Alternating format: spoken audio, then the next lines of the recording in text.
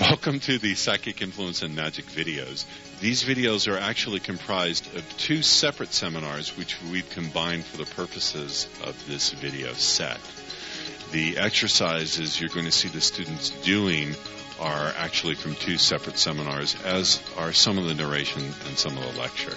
But you're really going to enjoy it. This is some of our cutting-edge stuff. My intent and my purpose in these videos is to demonstrate, first of all, that magic is something that we do commonly all the time anyway, we just don't recognize it.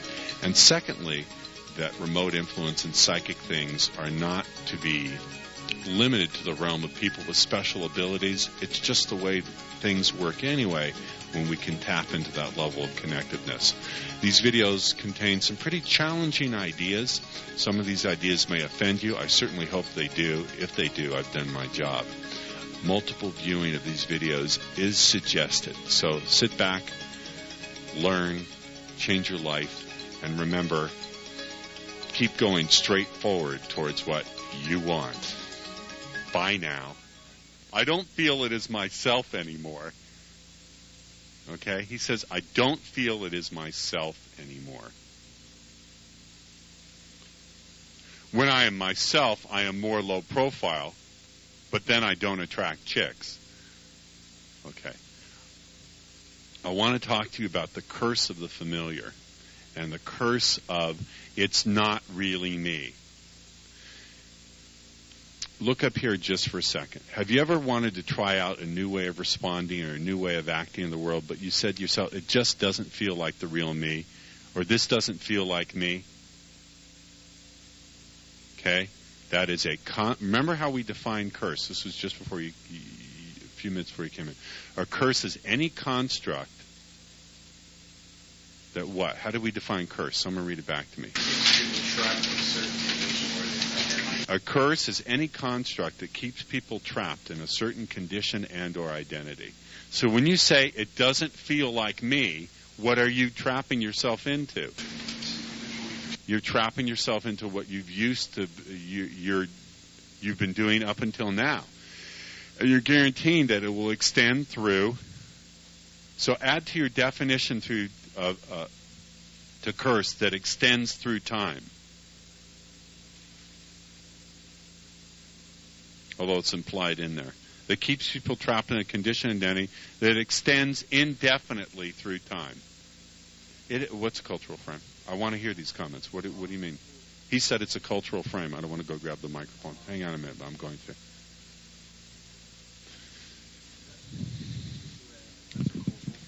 Say it again. That's just me. That's the way I am. That's a cultural frame. We're taught to say that in our culture. It's just me. It's just the way I am. Well, what's the difference between you saying about a limitation, it's just the way I am, and a witch saying, from now on, you are a frog?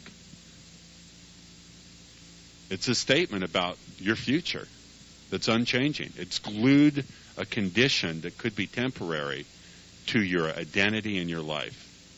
You've just succeeded in gluing a limit to yourself.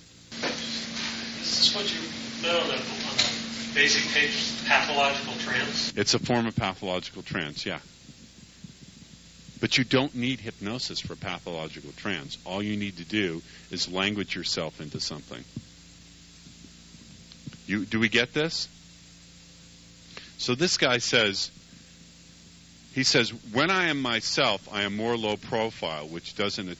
Let me go back to my answers. He says, the problem is when I act all cocky, I don't feel as myself anymore. I said, it is yourself, it's just new. It is yourself, it's just new. He says, when I'm myself, I'm more low profile, but that doesn't attract chicks.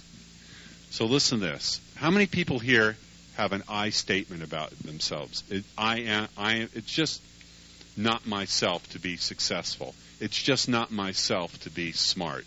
It's just not myself to be beautiful. Or the other way around. I am a loser in this area. Or I am someone who never gets what they want in life. Or I am someone who always fucks it up. Or I am someone who is always sad. Or I am someone who is always... How many people have statements like that? Take a minute to write them out.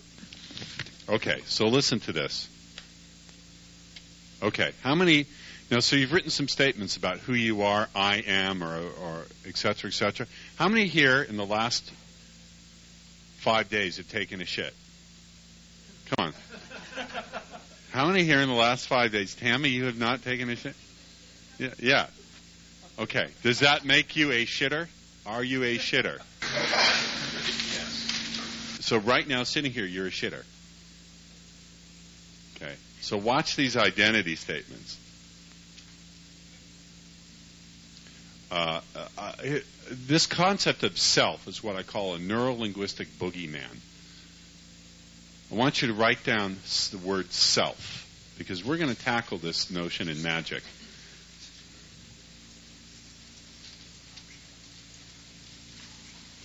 The notion of a self is a very popular one, but it's what I call a neuro-linguistic boogeyman.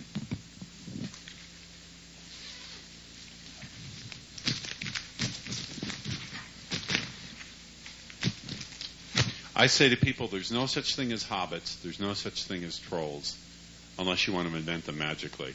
And there's no such thing as a self.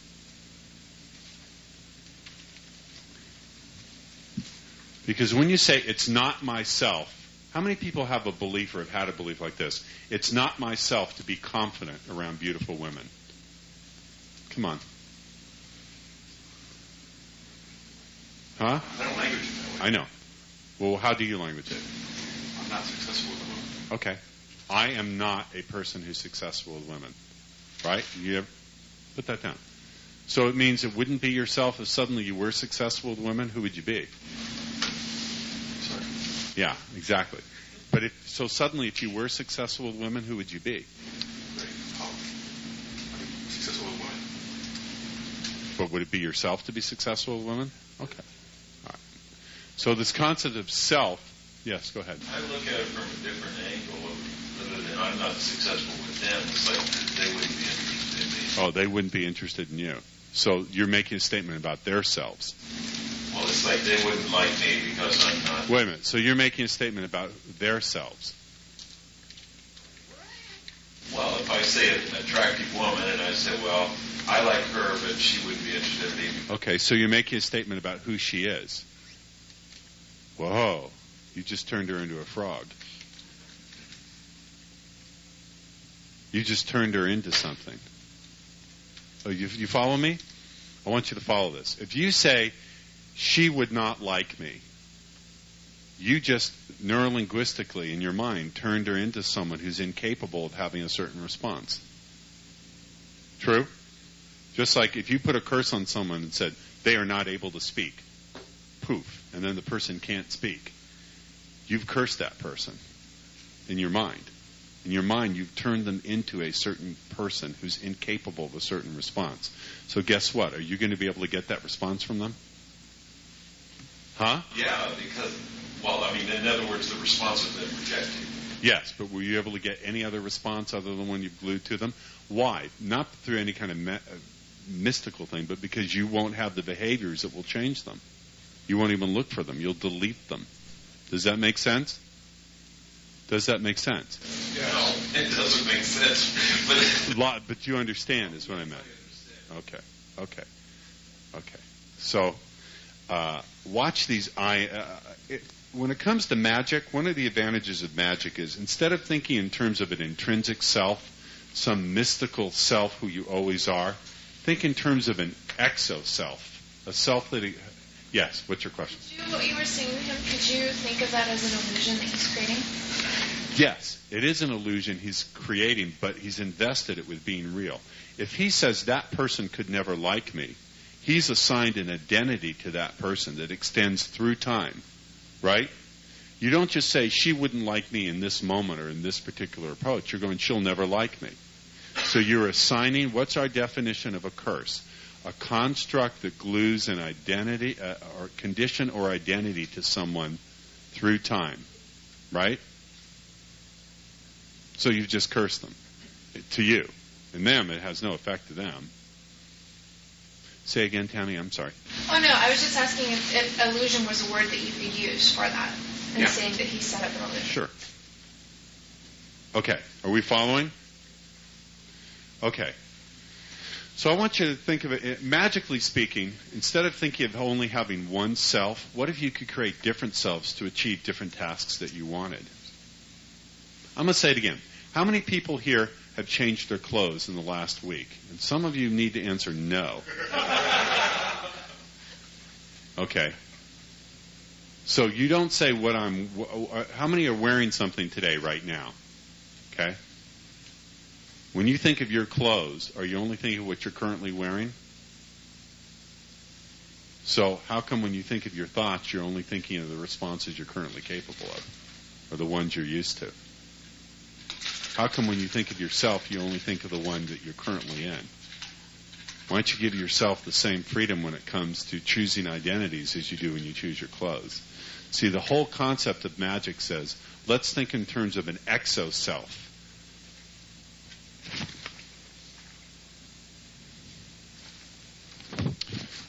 I say this in this email. Listen here for a minute before you write notes. Let's introduce a new concept of self. Instead of some intrinsic internal self, how about an exo-self? I want you to write down the words EXO and then self.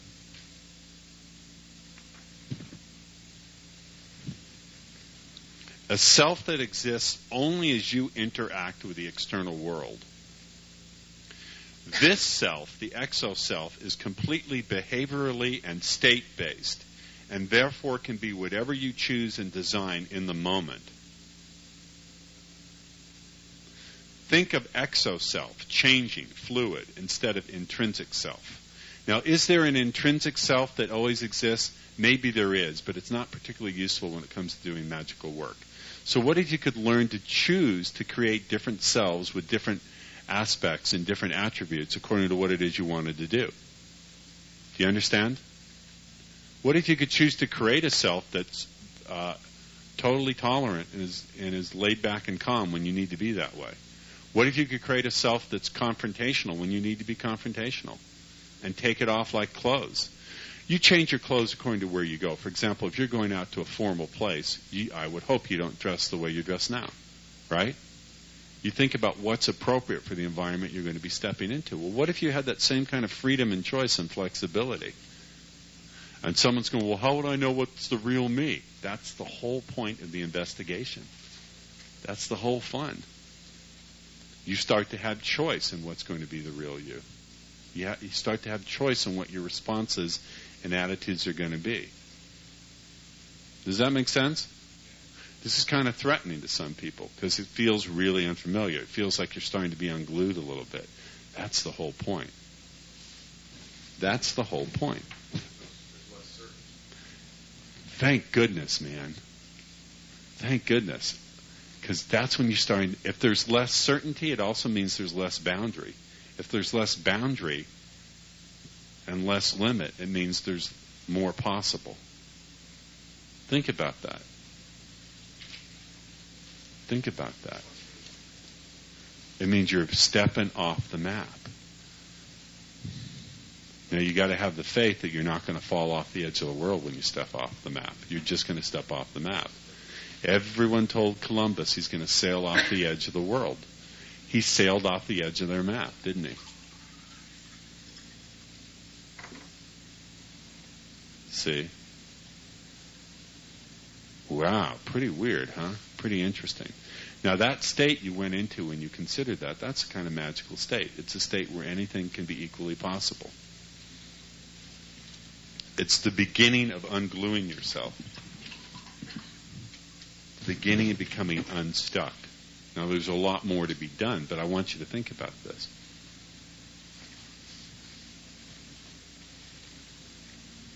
Put that away. Questions or comments so far? Yes, sir. By the way, it occurs to me you always sit in the same place. You sat on this side. Yeah, you did. I recall you sitting on this side a lot. No, I recall you sitting on this side a lot in the last Speed Life we did. You were on this side a lot. I remember. But go ahead. I won't be rigid about it. Go ahead. Yes, your comment. I was just kind of seeing a corollary between compartmentalizing, the way women kind of enter different states. kind of discreet. And so I started thinking about that. So I guess the part that gets me stuck about it is you have in all of what we're talking about, there's a desired outcome. In all of what we are talking about, there is a desired outcome. We all are moving toward creating more of how we want to experience our lives. Wait a minute. This is getting into a philosophical discussion. I don't want to go here with you. We've had this dispute before. Make it a succinct comment. I'm going to just withdraw it. Okay, good. Good. Yes. You said that it opened the possibility of the thought, hey, I can be a trailblazer. Yeah, you can be a trailblazer. That's my whole point. I don't need screw the models. I'll make my own. That's the whole point. Screw the models. Well, Rick is screwing all the models, but screw the models. Screw the models. You can make your own. That's a good point. That's a good point. But it requires that you let go of the constructs that have been keeping you trapped. It requires that you begin to have some attraction for what's unfamiliar, with some intelligent thought. I'm not talking about things that put you in physical danger. I'm not talking about that.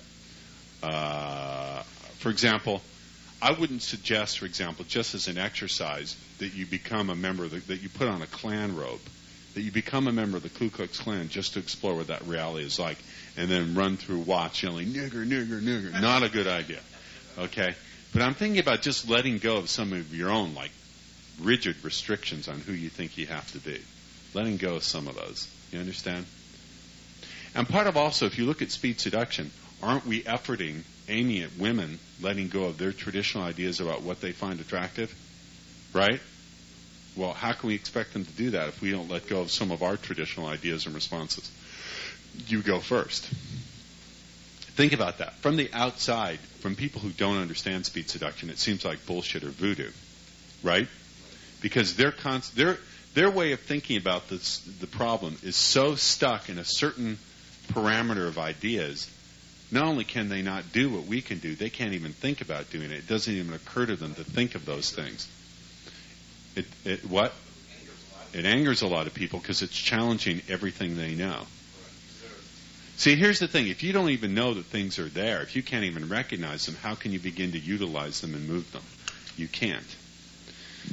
Does that make sense? Okay. So this notion of here's what else this guy says. He really pissed me off. He says, I don't want to act like, listen to what he says. Listen to his languaging. He says, I don't want to. In other words, I do the activity of not wanting to. I don't want to act like someone who I am not. And more so, I want women to be attracted to me, not just someone I am acting to be. Okay, let's take a minute. Just to show you an example of neurolinguistic cursing, let's take a minute to deconstruct what this guy is doing, shall we? Because this is an example of how people curse themselves. This is extremely important to get to. So, here's what he says. In fact, let's write down his stupidity, okay? He says, I don't want to act like someone who I am not. Let's write that sentence down. I don't want to act like someone who I am not.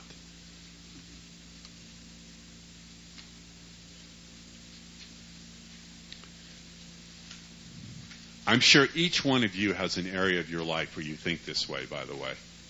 Yes? No? I don't want to act like someone who I am not. Has everyone got that written down? Now let's look at this statement and see where the cursing is in this statement, shall we? What does this mean? I don't want to act like someone who I am not. What does that really translate to?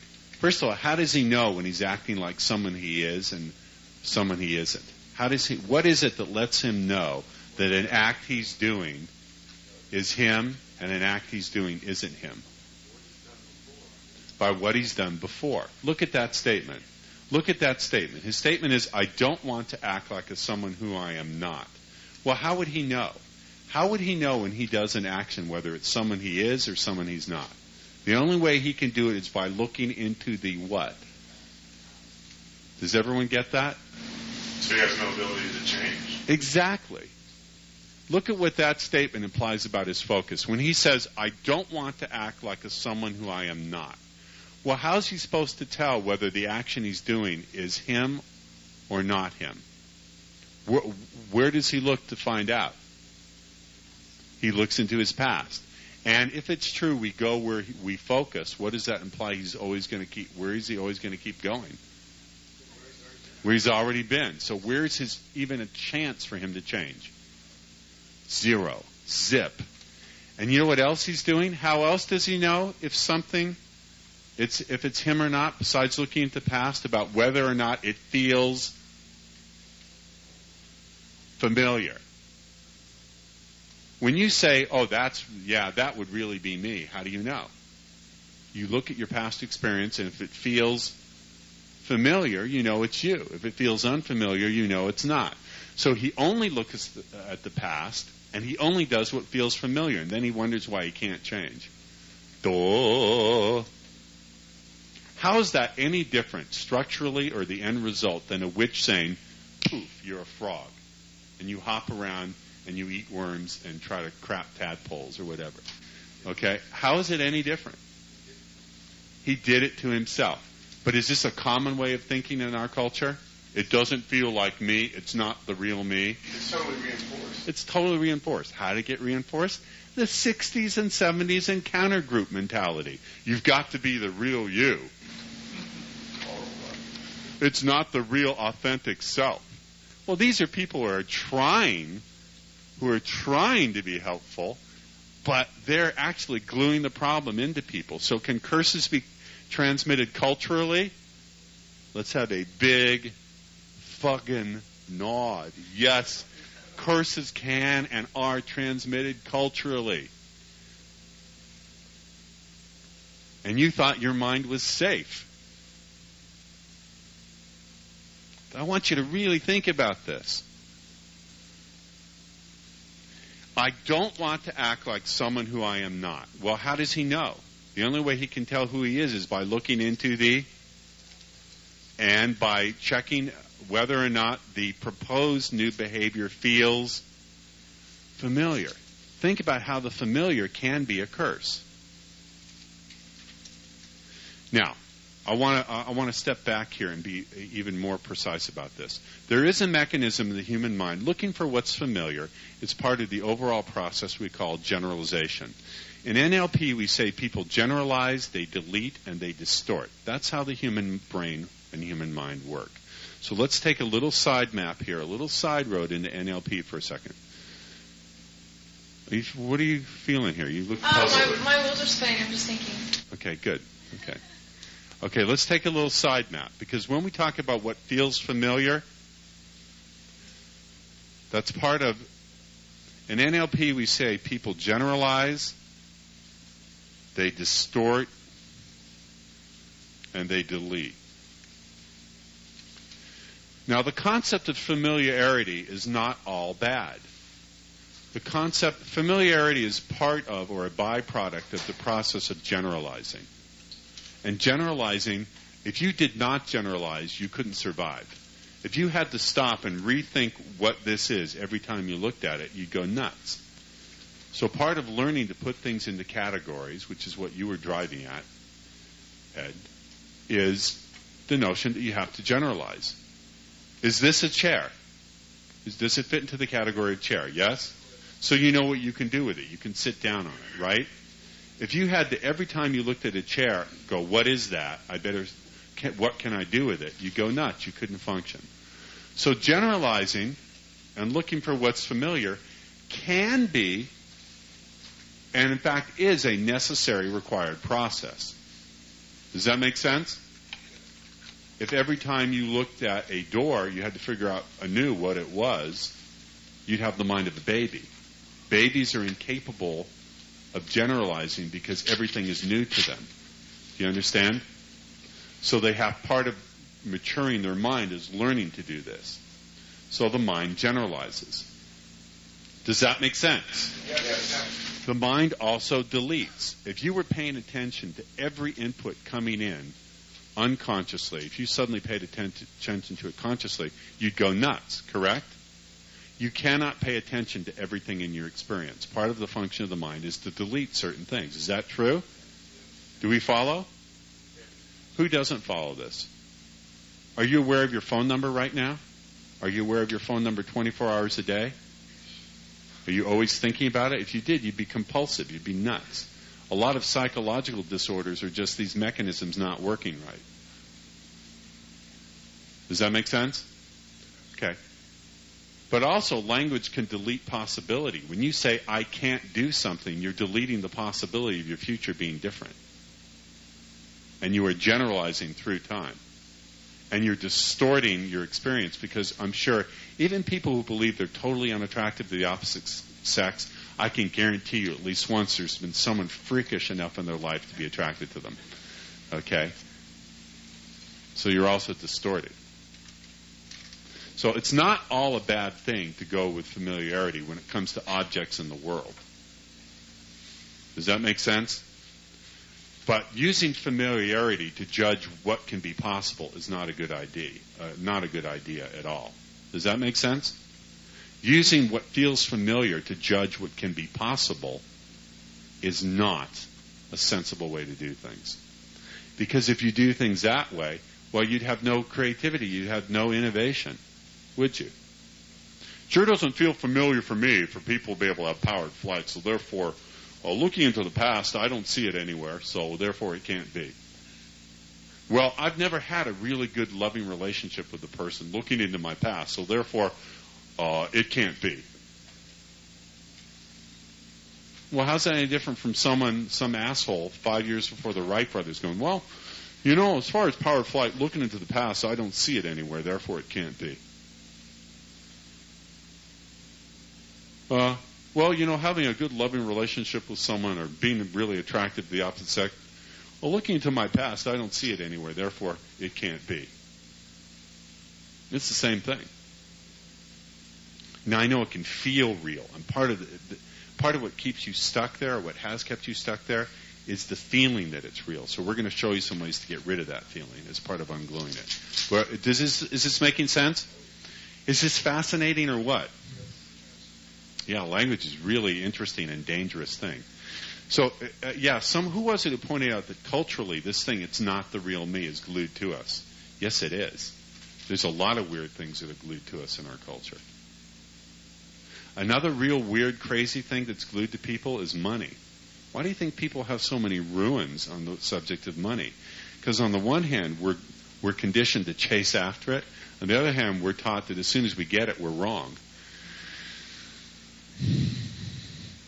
Sounds like sex, come to think of it. We're taught to chase after it, but we're also taught as soon as we get it, we're wrong. And people wonder why the two biggest ruins are on. People have what's the most common strong buttons that people have in life? Money and, well, is it just a coincidence that we're taught to go after it, but as soon as we get it, we're taught it's wrong to have it? Duh.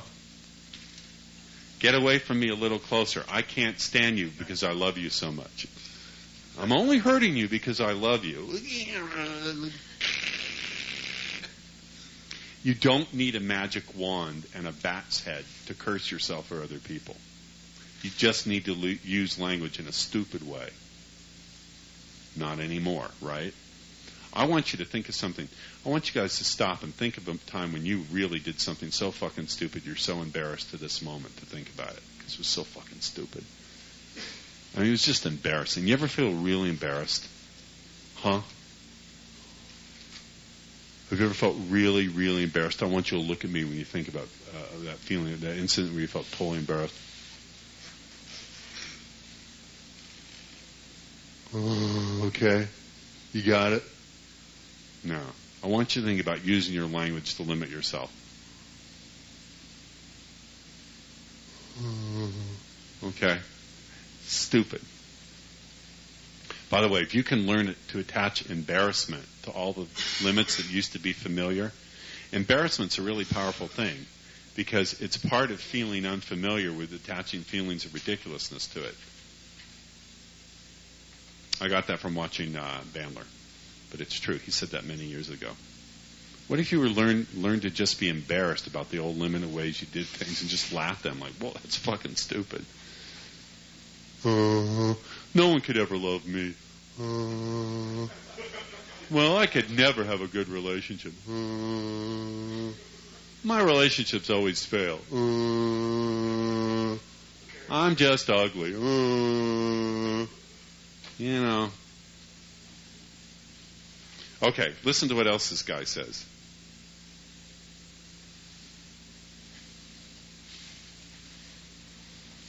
Well, what I said to this guy is, wow, talk about a change-proof curse. If I went to a witch doctor, I would want him to put a hex like this on my worst enemy. All right? We don't want to do those things, do we? Right? Are we tired of that? Okay. I really mean this. I'm not just trying to be metaphorical about it, although I do use metaphor. I really, truly, honestly believe that language acts in a magical way. Yes? All right, good. Absolutely, positively. No, I've just done a magical act. My magical act is I've made water glasses disappear so I don't know where they are. So I'm going to magically make them reappear. Water glasses, they're over there.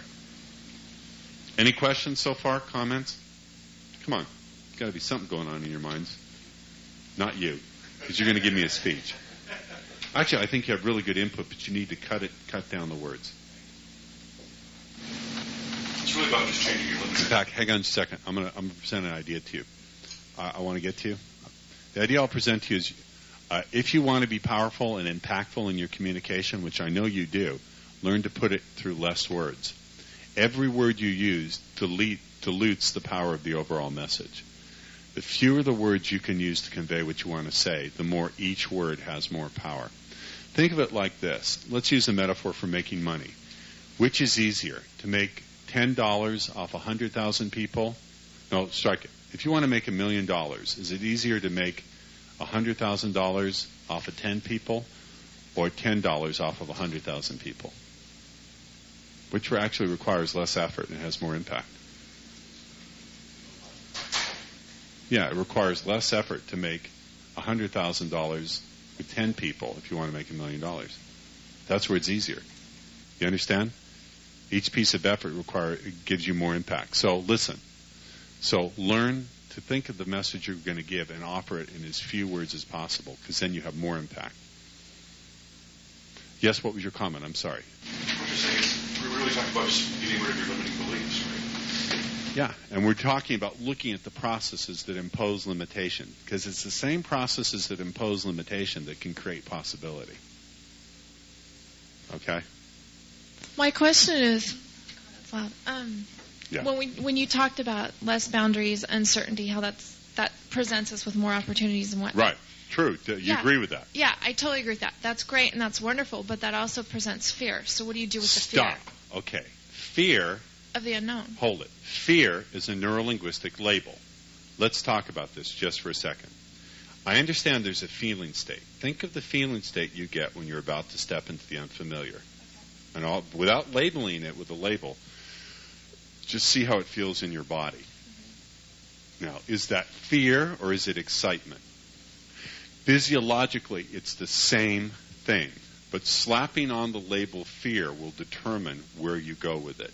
Okay. So your statement was there is this thing, fear. I'm saying there is a reaction in your body, yes. But maybe fear, what you call fear, is not a sign that something bad is about to happen. Maybe it's just a signal to pay attention because you're stepping into something new. So when you label it fear, you are neurolinguistically gluing a certain interpretation on that you then lose choice over. What if you were to simply label it feeling excited or unfamiliar? Think of the difference in your experience when you take that feeling, which I acknowledge is real, that's a real signal, See how your experience shifts when you label it fear. Then wipe that label away, and now label it excited alertness. A sense of excitement that something different is about to happen. Do you like going to new places that you've never been to before? Do you like to travel? Well, but wait a minute. Keep the microphone. But when you travel to some place new, it's unfamiliar, right? You're seeing sights you've never seen before, right? How does that feel? Don't answer me, but get the feeling in your body. Okay. But it's very close. If you stop to examine it, it's a very close feeling. The only difference is, where does the energy go? I want you to think about this. I am. And experience it. Where does the energy go when you use the label fear, and what direction is the energy pointed? When you use the label excitement, where does the energy go? Exactly. So, when you choose the label fear, you're choosing energetic compression. Okay? When you choose the label, hey, wait a minute, this is exciting and I'm going to be alert and aware. If you just assigned it the label, ooh, different.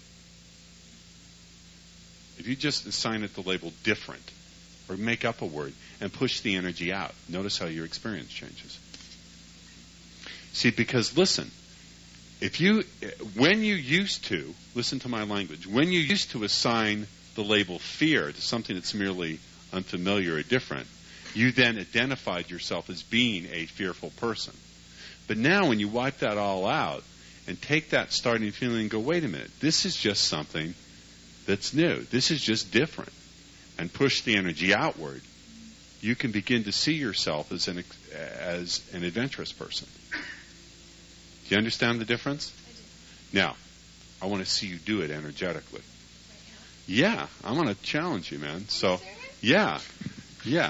So what I want to see you do is really think about something that's completely unfamiliar and get that fear response. And notice how it compresses so here's why don't you come here, come up to the front of the room.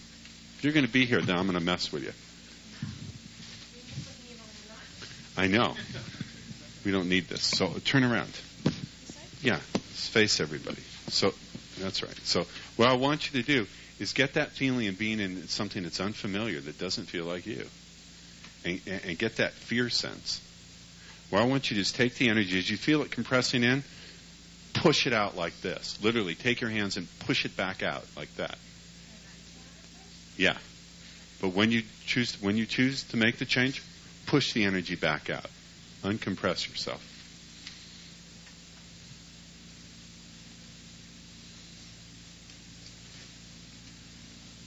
And as you push it out, make a sound to yourself that represents your freeing yourself and uncompressing.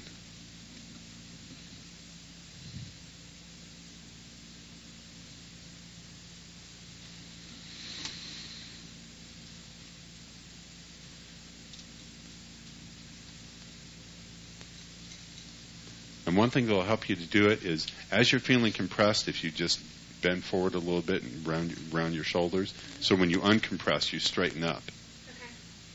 Okay? So you've been compressed enough. Uncompress. Well, no, you're good at compressing. I want you to uncompress. You're not compressed enough? Well, no, you can compress real well. Yeah, uncompress. Uncompress energetically as well as linguistically. Okay, good. Well, you don't have to lunge forward, but you can't. Okay, good. And see, she didn't compress. She compressed a little bit when I criticized her, but she pushed it away. Good. I'm always testing. Well, wait, uncompress a little bit. So do it again. I want this to be part of a habit. See, the thing about you is you've been exposed to a lot of tools for change, but you haven't necessarily used them because you've been invested in where you were. So if you want to de-invest in that, yeah, instead of having a bear market, let's have a bull market. I'm good with bull, aren't I? Okay, so uncompress again. So think of something that's completely unfamiliar. Something different than what Yeah. That would be completely unfamiliar. Okay. That would make you feel compressed. Get that sense of compression, and then immediately just push it out. Don't spend any time investing in compression. And make a sound. Yeah, good. Okay? I want you to practice that. And see, because look at the label fear. I want you to look, all of you, where you have this notion of fear in your life. And where you have fear, I want you to replace it with, different, or make up a word. Google is a made-up word. Why did I make up the word Google? Because you can have all sorts of new associations to it. So instead of fear, how about the feeling you get, hey, this is just something new. This is a new adventure. Let's see what happens. It feels unfamiliar. Cool. It means I'm going to learn something new that I've never learned before. You get it? Can I go now? Yes. No, you're going to get up and teach the class. So let's see. Oh, she's defying me. Good. I like it. So I notice in certain situations where I'm caught off guard, my energy tends to compress. So push it back out again. In fact, we should all do that little drill. So everybody stand up. Space yourself in the back of the room, around the room, wherever you want to. Doesn't really matter. My friend says, right? You know that feeling of like being smaller? You know what I'm talking about? It's like you're compressed. Okay? So think of that situation and kind of compress yourself and then push your energy back out and make it sound like, ha! Whoa! Do it.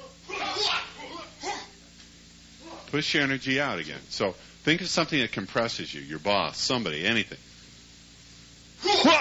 Or some problem that was overwhelming in your life. Now you've just done a magic ritual. How have you done a magic ritual?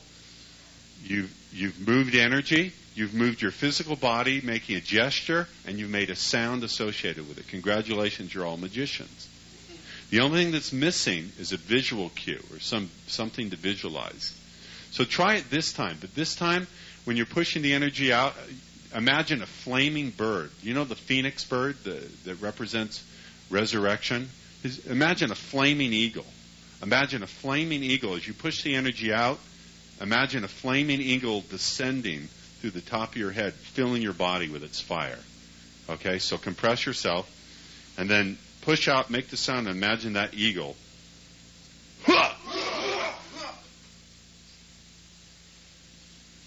Keep your hands out as the energy fills you.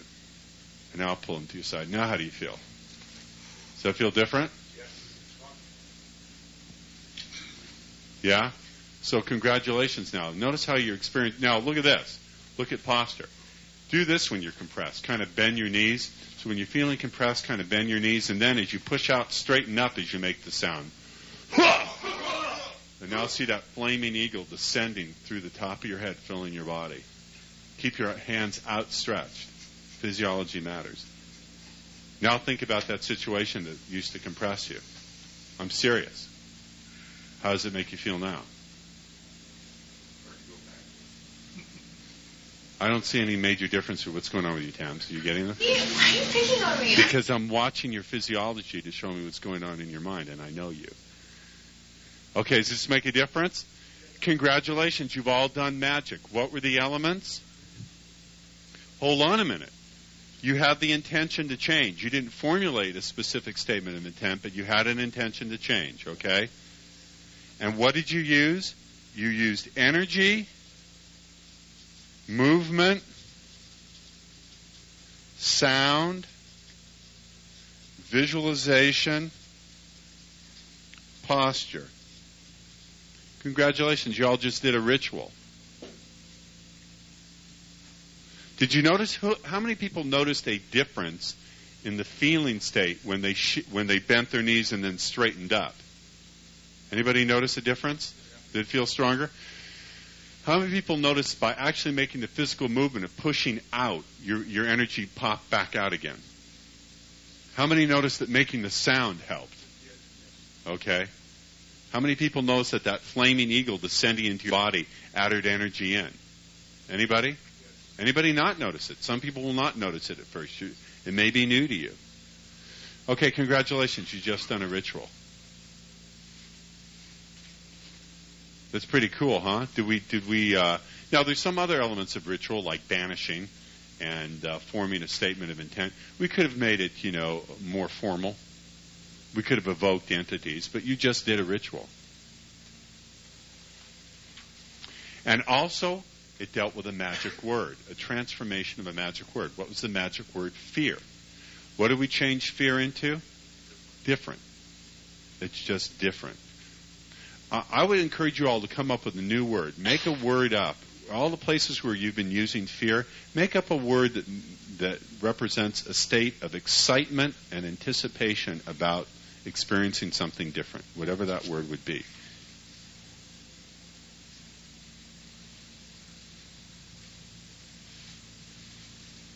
Now, again, I'm not talking about being reckless. I'm not a reckless person, for the most part. I'm only reckless when myself and the other delectable person are naked and we're enjoying each other. Then I can get reckless. But otherwise, I'm pretty unreckless. I'm pretty calculating. Zach, you have comments, which I appreciate. Did you want to say something? Actually, I don't have specific comments, but I thought that was awesome. Well, thank you. That's a comment. I like that. Zach and I learn a lot from each other. Excitement and anticipation. Thanks. Oh, and make up a word, too. We're going to get into sigils this afternoon and making up words that represent new possibilities that you've never had before. See, the problem is if you glue old words to new possibilities, the old associations from the old words will contaminate the new possibilities. I'll say that again. Look up here. Look up here and get it, and then I'll repeat it. Are you getting this? If you glue old labels into new possibilities, then you take all the old associations and contaminate the new possibilities. So I want you to make up new words. And part of who's a speech seduction student here? When I use that word Google, it totally screws up all your associations, unless you're a mathematician, right?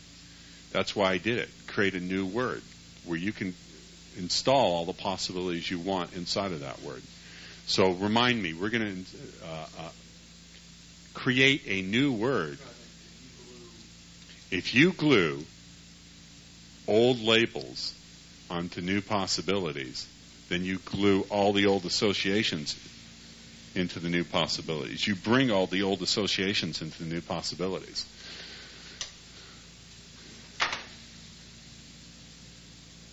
So if you want to create a state where you're totally comfortable with the unfamiliar, get rid of the word fear and create a new word.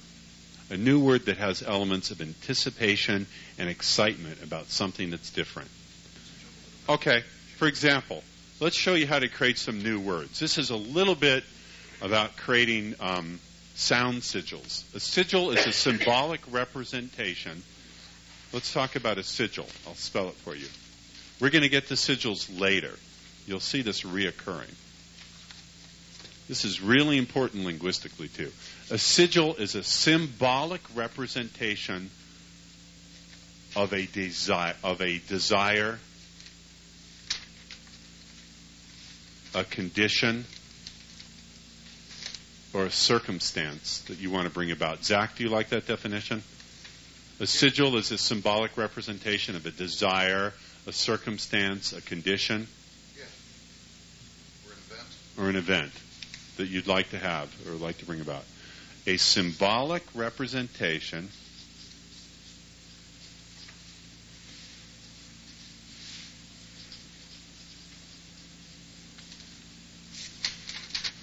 of a desire,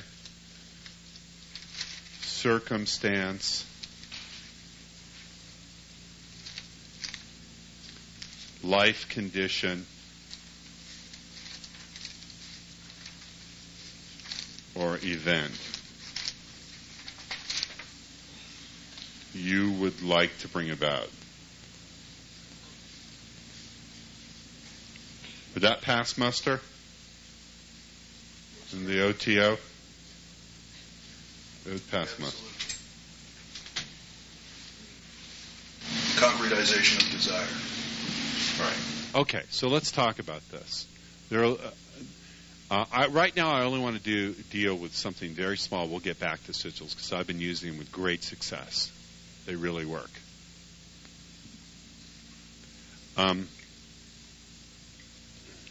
Let's say you want to create a new word. Why do we create a new word? because that way we don't have to have the old possibilities creeping in. Is that correct? So let's say instead of fear, we want to replace it with excitement,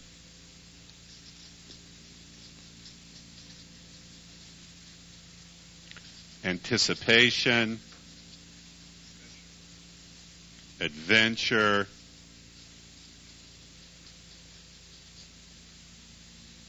and what else? Excitement, adventure, anticipation, fun, difference. These are pretty good, yeah? We want to create a new word. Now, there's no hard and fast rule for doing this. But what you want to do is take pieces of each. So let's say we took the EX from excitement, the ANT from anticipation, the AD from adventure, the FU from fun. You ever notice that? The first part of fun is FU. That's a good one. Yates, are you aware of that? That the start of fun is FU. Excuse me, has anyone ever told you that the start of fun is FU? What do you think of that?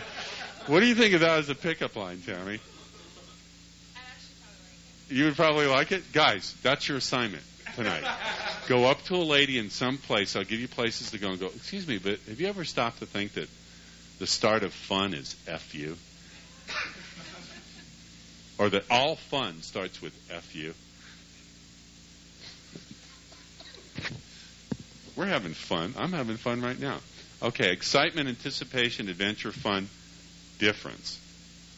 So what if we made up a word that consists of the start of the 5 words? So that would be EX, ANT, AD, FU, DIF. That's a long word, okay? Are you able to see that on camera? Okay. EX, ANT, AD, FU, DIF. Exantha-fu diff. Ad-fu diff. Okay. So, since we have so many letters here, why don't we just eliminate the ones that repeat? Would that be fair? Does that make sense? Are we following so far how I'm doing this? So I wrote out the words, and I took the first few letters at the start of each word. Does that make sense so far?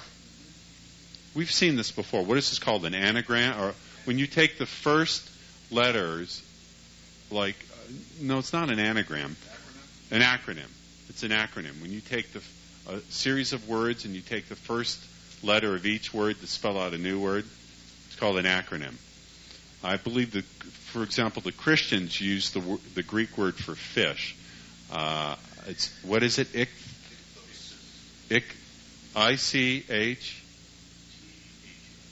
ICHTHOS or something, because it also stands for Jesus Christ, Son of God, Savior. So they use the word ichthys and the symbol of the fish. So the Romans would think, oh, they're just fishermen. But it was a way to tell other Christians, here's a secret meeting in this new sect. You get it? But we don't like that sect. So the symbol of Xantar.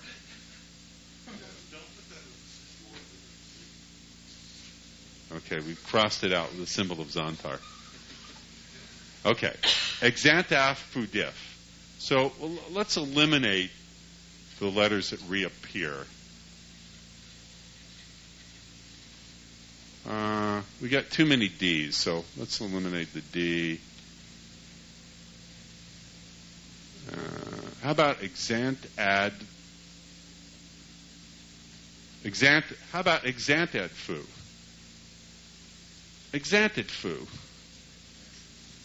Or you could scramble some of the letters. Here's what I want you to do. Take these letters, exantadfu, and make up a word that represents that state of excited, anticipated, adventure, fun, difference. How could you do that? You could scramble them. You could turn them around. You could